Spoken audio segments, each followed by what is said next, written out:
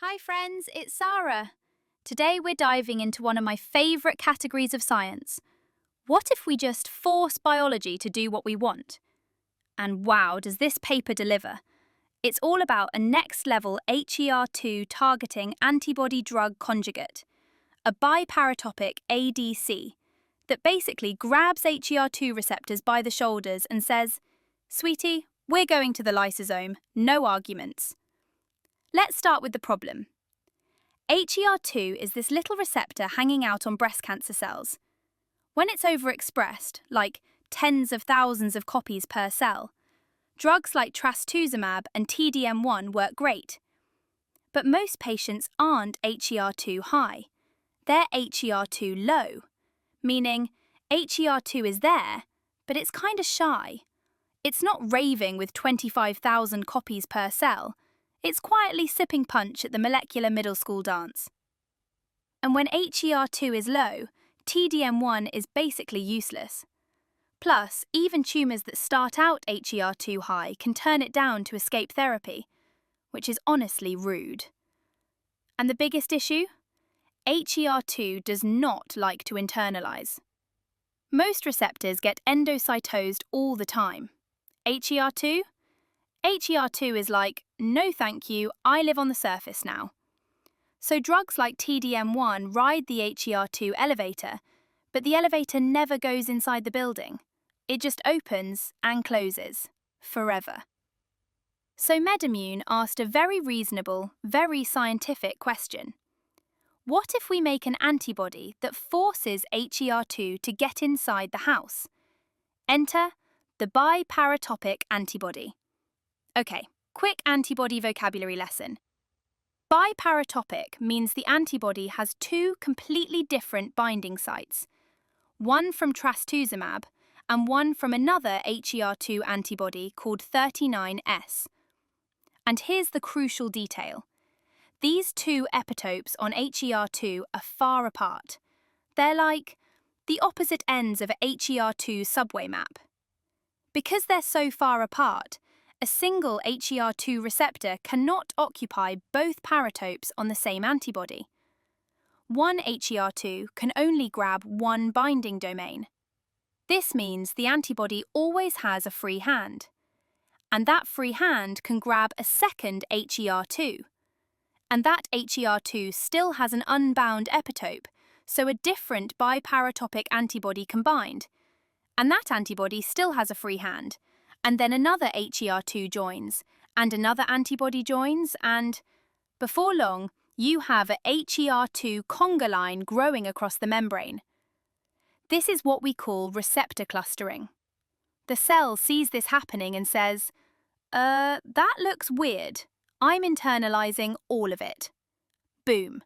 Forced endocytosis. HER2 gets pulled in. Early endosome, lysosome. The ADC gets degraded.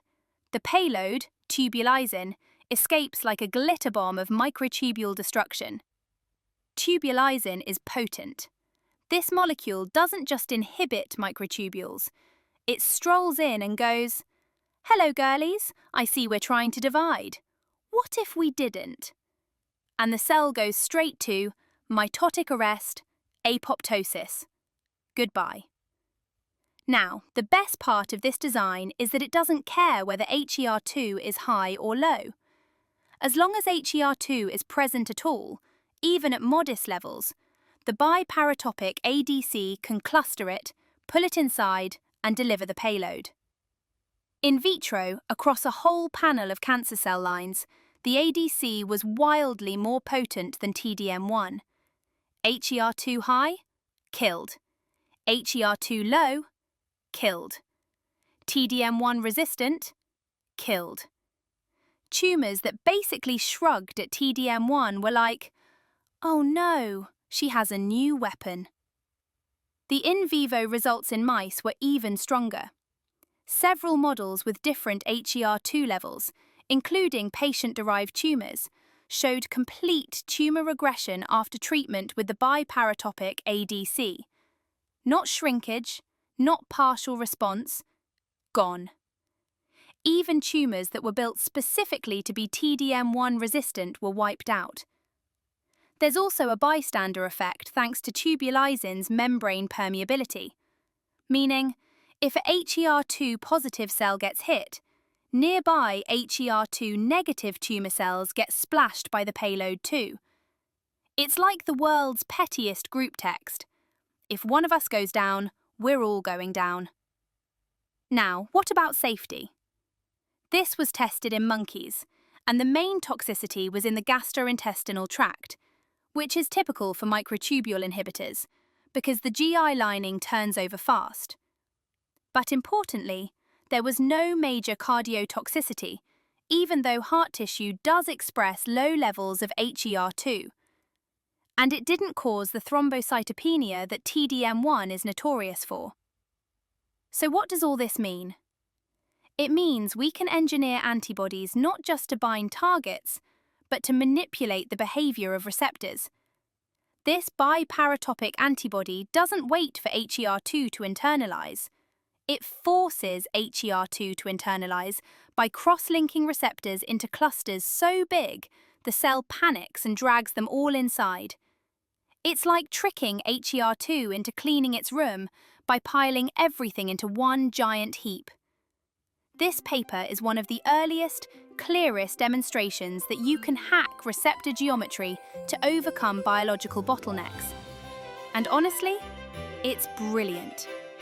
It expanded HER2 therapy beyond HER2 high disease, overcame TDM1 resistance, and showed that clever molecular engineering can solve problems brute force can't. If you want me to break down more papers, explain more wild ADC engineering tricks, or bully more receptors into doing their job, just let me know, because I'm always ready.